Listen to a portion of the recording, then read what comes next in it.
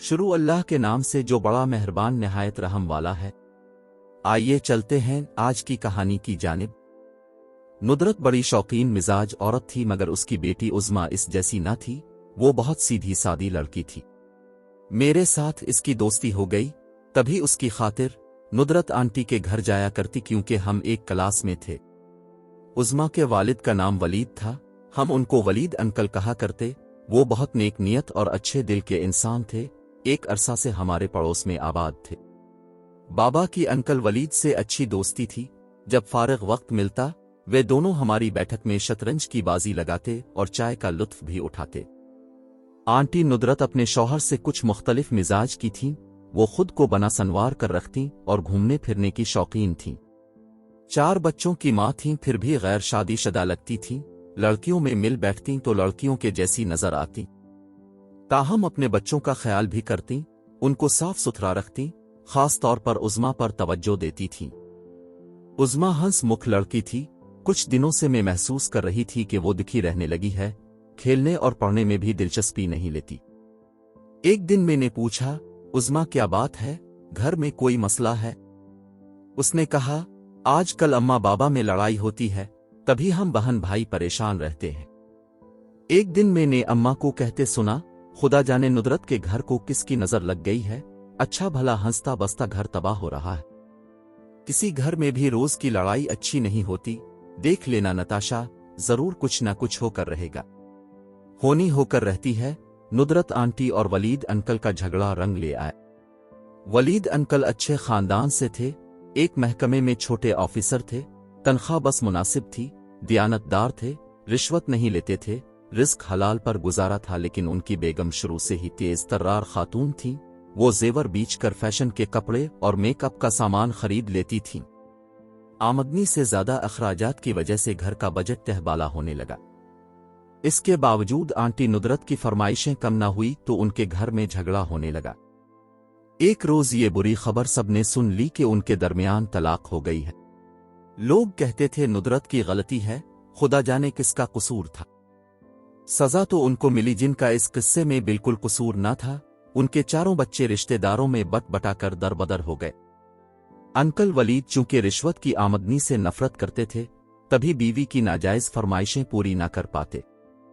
हमारे महल्ले में नसीर नामी एक शख्स महकमा माल में क्लर्क था। ये भी हमारा पड़ोसी था, लेकिन ऊपर की आमदनी से इसके घर में रुपए पैसे की रेल पेल रहती थी। इसके बीवी बच्चे रुपए उड़ाते और नुमाइशी जिंदगी गुजारते। नसीर की बीवी मदीहा से नुदरत आंटी की दोस्ती हो गई। वो इस औरत पर रश्क करने लगे और उसके रहन सहन की भी। वो भी अपने शौहर से इसी तरह की चीजों का मुतालबा करने लगे जैसी मदीहा के पास होती। अंकल उनको समझाते, खुदा की बंदी, वो आदमी रिश्वत लेता है, मैं नहीं लेता, फिर मैं तुमको क्यों कर सोने की चूड़ियां बनवा कर दे सकता हूं। मेरी तनख्वाह उन अयाशियों की मुतहम्मिल नहीं हो सकती। ये बात मगर नुदरत की समझ में नहीं आ सकती थी। वो कहती थीं कि नसीर तो तुम्हारे दफ्तर में क्लर्क है और उसकी आमदनी तुमसे कई दर्जे ज्यादा है। आखिर ऐसा क्यों? तुम जरूर अपनी आमदनी हमसे छुपाते हो और कंजूसी से काम लेकर रुपया जमा कर रहे हो। आखिर ऐसी दौलत किस काम की कि बीवी बच्चे बेचारे छोटी छोटी खुशियों को तरसी। बिलाखिर नुदरत ने अपनी काया पलट ली। उनके हाथों में सोने की चूड़ियां और कानों में तलाई बालियां चमचमाने लगे।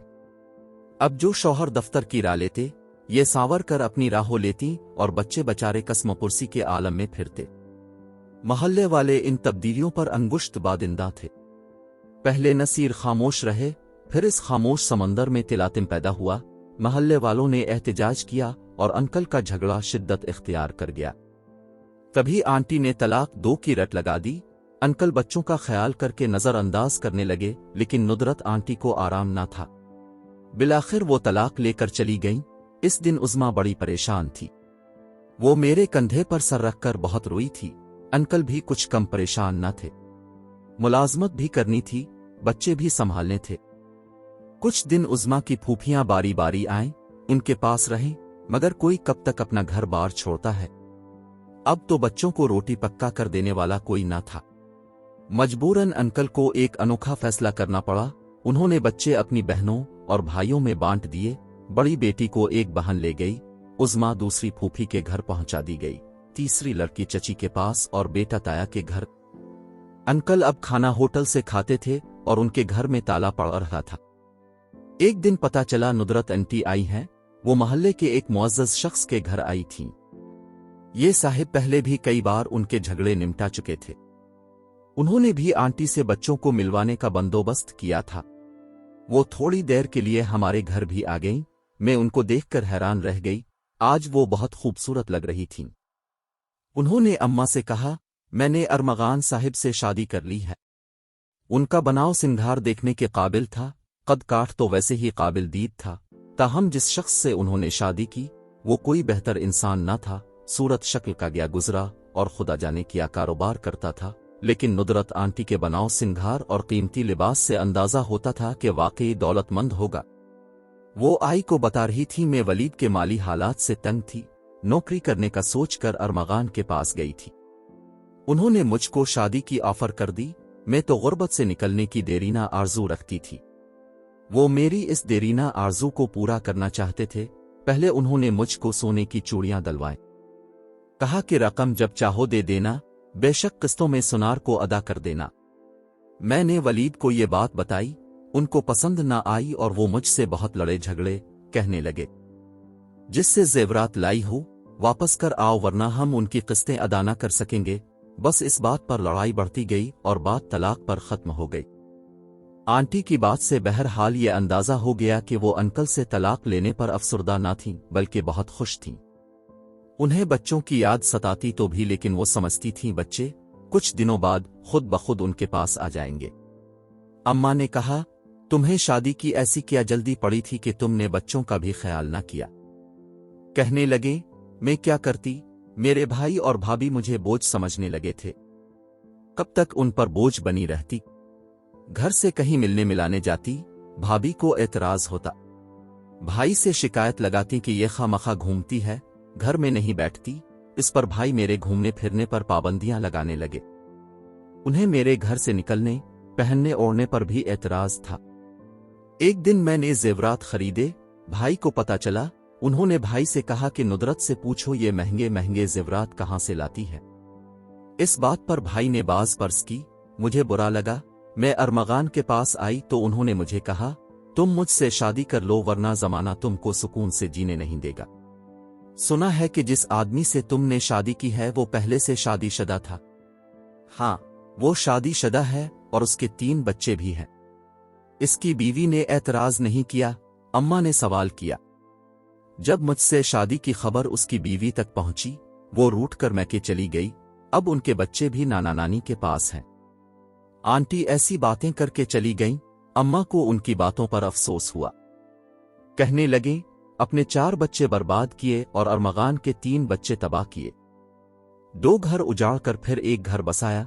अब देखो कि ये घर भी बसा रहता है कि नहीं। अरमगान के बच्चे किसी और शहर में रहते थे। वो बच्चों से मिलने जाते, ये भी साथ जाती। होटल में ठहरती, शॉपिंग करती। तब भी उनको एतराज था कि ये अपने बच्चों से मिलने क्यों जाते हैं और उनको खर्च वगैरह भी ज्यादा देते हैं। 2 साल बाद एक रोज हमने सुना कि अरमगान और आंटी नुदरत की बहुत लड़ाई हुई है।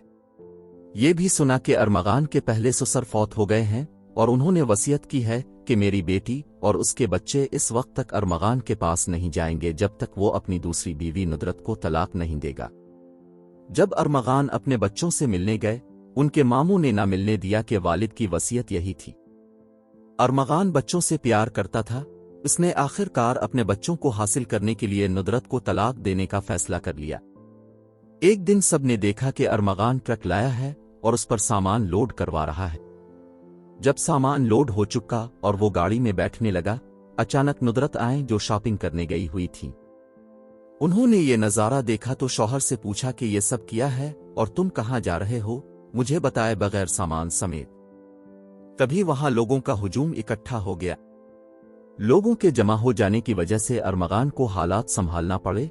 इस वक्त तो उसने नुदरत को साथ बिठा लिया और कहा, मैं तुम्हारे ही लिए तो शिफ्टिंग कर रहा हूं एक नए बंगले में। तुमको इस वजह से न बताया कि सरप्राइज देना चाहता था, लेकिन अपने शहर ले जाकर उसको तलाक दे दी और खुद पहली बीवी के घर चला गया। अब नुदरत आंटी की जुर्रत न थी कि पहली बीवी के घर जाती। वो यकीनन उनको बेइज्जत करके घर से निकाल बाहर करते। कोई चारा न था वापस अपने भाई के घर वापस आ जाने की। एक रोज वालिद साहब एक दोस्त के तवस्सुत से अरमगान के पास गए। पूछा, जब तुमने इसको तलाक ही दीनी थी तो शादी क्यों की? इसके बच्चे दरबदर हुए और वो बेचारी बेघर भी हो गई। तुमको इसका आसरा नहीं तोड़ना था। वो ऐसी औरत है जिसकी ख्वाहिशात के समंदर का कोई किनारा नहीं। इसको रोज एक नया जोड़ा चाहिए और जेवरात से इसका दिल नहीं भरता। हफ्ते में 2 बार शॉपिंग करने जरूर जाती है। जब तक रात का खाना होटल से न खाए इसको जीने का लुत्फ नहीं आता। मेरा तो आधा कारोबार उसकी नजर हो चुका है, बाकी आधा रह गया है। इसको बचाना है वरना मैं भी बाकी ना रहूंगा। इस औरत में घरेलू औरत जैसी कोई सिफत नहीं है। अरमगान ने ये बातें कहीं तो बाबा को और भी अफसोस हुआ। अम्मा कहने लगे, नताशा के बाबा देखो तो सही, नुदरत को अपने जिगरगोशों का भी ख्याल नहीं आया। कल जब इसके बच्चे जवान होंगे अपनी माँ के बारे क्या सोचेंगे। अब क्यों अरमगान के पास गए, भाड़ में जाएं ये दोनों। अम्मा बोली, वलीद मेरा दोस्त है, मुद्दत का पड़ोसी है, मुझसे इसका दुख देखा नहीं जाता, गमज़दा रहता है बच्चों के लिए। सोचा नुदरत के हालात मालूम करूं, शायद उनके बीच दोबारा सुलह की कोई सूरत निकल आए। अब कहाँ होने लगी सुलह, तलाक हो गई, वो भी नुदरत ने खुद अपनी मर्जी से ली है। अब क्या दोबारा शादी करेगी वलीद से? वालिद साहिब अम्मा की बात सुनकर चुपके हो रहे। इस वाक़ये को बहुत दिन गुजर गए। फिर एक रोज हम ये देखकर हैरान रह गए कि आंटी आई हैं, बुरी हालत में के पहचानी न जाती थी। मामूली लिबास, बाल भी उलझे हुए, लगता था बहुत दुखी है।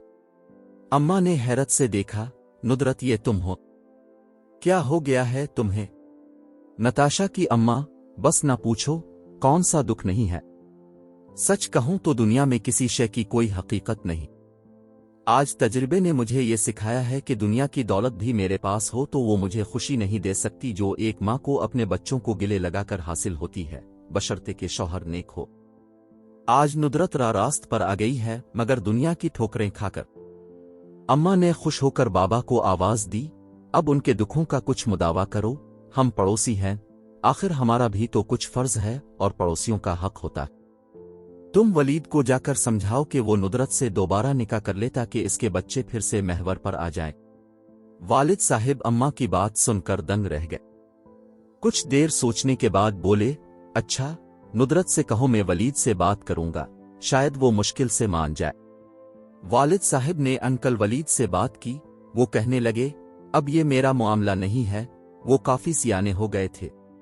वालिद ने दोबारा कोशिश की, वो टाल मटोल कर गए। कुछ दिनों बाद उज़्मा मुझसे मिलने आई।